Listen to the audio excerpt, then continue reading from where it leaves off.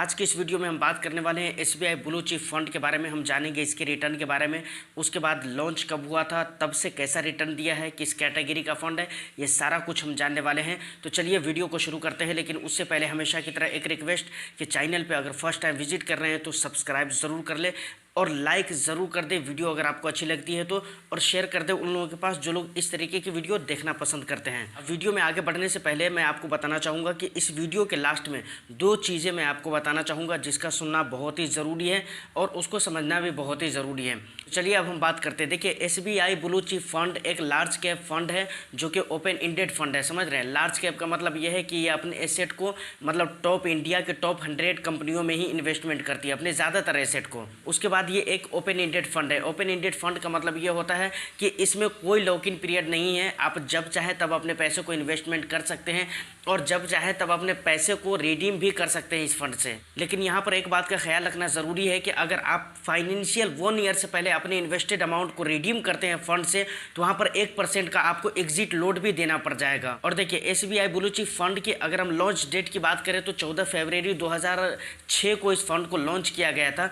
तब से अगर इसके रिटर्न्स को अगर आप देखेंगे तो बिल्कुल स्टेबल रिटर्न दिया है। अब चलिए कुछ चीज़ें मैं आपको ग्रो एप्लीकेशन से मैं दिखलाता हूँ और कुछ चीज़ें मनी कंट्रोल के वेबसाइट से भी दिखलाता हूँ। उसके बाद लास्ट में और भी बहुत सी बातें मुझे करनी है।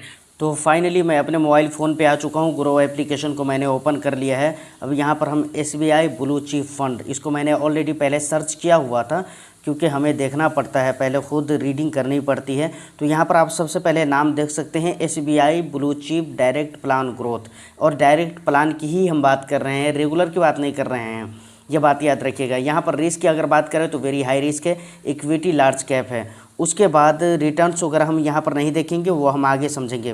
प्रेजेंट एनएवी की अगर हम बात करें, जब फ्राइडे को जो मार्केट क्रैश मतलब मार्केट डाउन हुई है उसके बाद की अगर हम बात करें अभी में प्रेजेंट एनएवी की, तो अभी जो प्रेजेंट एनएवी है वो है 78 रुपये 14 पैसे। अगर रेटिंग की बात करें तो मैं बराबर बोलता हूँ, अगर आप मेरे रेगुलर व्यूवर है तो आपको पता होना चाहिए कि कम से कम कितनी रेटिंग होनी चाहिए। आगे कुछ नहीं बोलूँगा, अगर आप मुझे बराबर देखते हैं तो आपको पता होगा।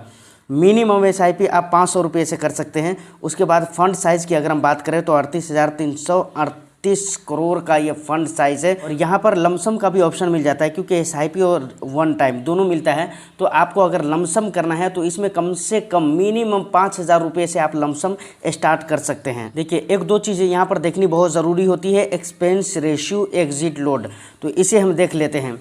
देखिए एक्सपेंस रेशियो बहुत ही कम है, लार्ज कैप है उसके हिसाब से तो ठीक ही ठाक है, 0.87% है, जीएसटी के साथ है। उसके बाद जैसे कि मैंने आपको शुरू में ही कहा था कि ये ओपन इंडेड म्यूचुअल फंड है, मतलब कभी भी आप इसमें इन्वेस्टमेंट कर सकते हो और कभी भी निकाल सकते हैं। लेकिन फाइनेंशियल 1 ईयर से पहले आप अगर अपने पैसे को रिडीम करते हैं तो यकीन मानिए कि 1% का एग्जिट लोड आपको लग जाएगा, वही चीज़ यहाँ पर कहा जा रहा है। उसके बाद स्टैम्प ड्यूटी ऑन इन्वेस्टमेंट की बात करें तो 0.005% है फ्रॉम जुलाई 1, 2020। उसके बाद टैक्स इम्प्लीकेशंस की अगर हम बात करें तो 1 साल से पहले अगर आप अपने पैसे को रिडीम करते हैं तो आपको कैपिटल गेन पर 15% का टैक्स लग जाएगा, जिसे एसटीसीजी मतलब शॉर्ट टर्म कैपिटल गेन कहा जाता है। और 1 साल के बाद अगर आप अपने पैसे को निकालते हैं तो वहाँ पर 10% का टैक्स आपको देना पड़ जाएगा कैपिटल गेन पर, जो कि एलटीसीजी टैक्स कहलाता है। देखिए ग्रो एप्लीकेशन जो भी मुझे दिखलाना तो वो लगभग सारी चीज़ें मैं दिखला चुका हूँ। अब चलते हैं ज़रा मनी कंट्रोल के वेबसाइट पे। यहाँ पे सबसे फर्स्ट में आप देख रहे हैं SBI blue chip fund money control का वेबसाइट आ चुका है, मैंने क्लिक कर दिया है। देखिए तो ये पेज ओपन हो चुका है। यहाँ पर 2 ऑप्शन आपको मिल जाते हैं। सबसे पहले आप यहाँ पर नाम देख सकते हैं,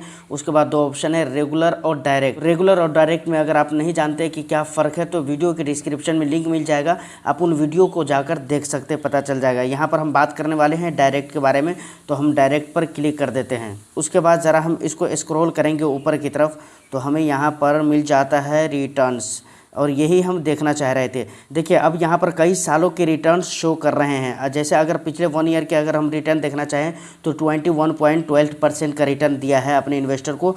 पिछले 2 साल का अगर रिटर्न हम देखना चाहें तो 13.75% का रिटर्न दिया है। 3 ईयर्स में 23.55% का रिटर्न दिया है और 5 ईयर्स में 13.58% का रिटर्न दिया है। 10 ईयर की अगर हम बात करें तो 15.65% का रिटर्न दिया है। और सिंस इंसेप्शन की अगर हम बात करें तो 11.94% का रिटर्न दिया है, जो कि बहुत बढ़िया रिटर्न है एक लार्ज कैप फंड के लिए। देखिए अब एक चीज़ यहाँ पर और भी देखने को मिल जाता है, पोर्टफोलियो, मतलब इस फंड के होल्डिंग्स में कौन कौन सी कंपनीज है। तो देखिए इंडिया की बड़ी बड़ी कंपनीज है, जैसे HDFC बैंक लिमिटेड हो गया, उसके बाद ICICI bank limited, ITC limited है ना, लर्सन टॉब्रो लिमिटेड, उसके बाद इन्फोसिस है। तो इतनी बड़ी बड़ी कंपनी है, रिलायंस इंडस्ट्रीज़ है, इतनी बड़ी बड़ी कंपनीज़ है। तो यकीनन इस फंड की होल्डिंग मैं कह सकता हूँ ओवरऑल बहुत अच्छी होल्डिंग है। तो वीडियो में अगर आप यहाँ तक पहुँच चुके हैं तो इसका मतलब आपको समझ में आ चुका है कि भाई किस तरह के ये फंड्स है, किस तरह के इसने रिटर्न्स दिए हैं अपने इन्वेस्टर को। अब शुरू में जैसा कि मैंने कहा था कि आप लोगों से कुछ बातें लास्ट में बताऊंगा। तो सबसे पहली बात कि म्यूचुअल फंड के किसी भी फंड्स में अगर आप इन्वेस्टमेंट करना चाहते हैं तो वहाँ पर आपको अपना रिसर्च करना बहुत ही ज़रूरी है। उस फंड के बारे में आपको जानकारी लेनी बहुत ही ज़रूरी है। अगर आपको बहुत कुछ पता है उस फंड के बारे में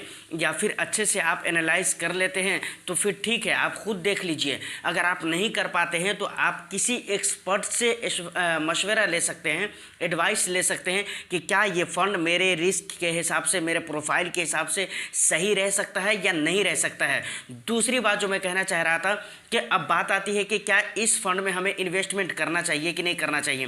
देखिए हमारे एक व्यूवर है प्रेम कुमार जी, उन्होंने कहा कि सर इस पे वीडियो लाओ आप, क्योंकि मैंने इस फंड में इन्वेस्टमेंट की है तो इसीलिए मैं इस वीडियो को बना रहा हूं। और यकीनन मेरे व्यूवर्स, मैं जो भी देख रहा हूं काफ़ी आप लोग प्यार देते हैं, तो मैं चाहता हूं, मेरी कोशिश रहती है जितनी जल्द हो सके ना आपकी फरमाइश पूरी की जाए। दूसरी बात, अब मेरा क्या एडवाइस है, क्या आपको इन्वेस्टमेंट करना चाहिए या नहीं करना चाहिए। तो देखिए मैं इतना कहता हूँ कि ये फंड लार्ज के फंडों में से बहुत ही बेस्ट फंड रहा है।